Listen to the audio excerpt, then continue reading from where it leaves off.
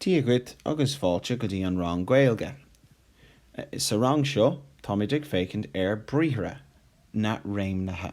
Verbs, the conjugation, or conjugations. So conjugating the verb, first of all you need to know an bhfuil sé quail nó leathan, agus an bhfuil sé réimniú a hain nó réimniú a dó. Okay, so if we're hain, scríb an tedal, Briathra Réimnithe, agus scríb an dáta, agus scríb an stór focail seo. Réimniú, conjugation. Siúla, syllable. Cunsan, consonant.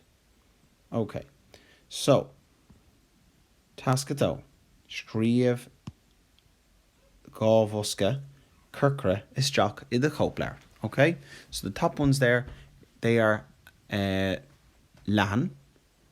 Okay, leathan, and they are a broad consonant, meaning that they end in A, O. The last vowel is an A, O, or a U, and then followed by a consonant. Okay, so mar hampla, con, C-A-N, to sing. Cos, to turn. Ceap, crail. Deal, dún, fan. Féach, lean, líon, lúb, mull, much, ol, póg, scar. Agus in seo, we have cunsan quail. So these are slender consonants. Okay, so it ends on an E or an I as the last vowel, and then followed by a consonant. So ban, béach, blosh, brish, búl le, cail, ca, fill, gale, mill, moon, ear, squeal, shade.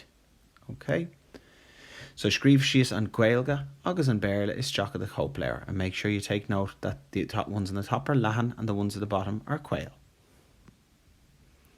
Now, tasca 3. Scríb an Briathra. Okay, so mar hampla cred, and then you're going to write, is it quail or leathan? So cred ends on an I. So if it's A, O, or U as the last vowel, it's going to be leathan, and if it ends on an E or an I as the last vowel, it's quail. So, of course, in that case, cred is quail. And cred means to believe.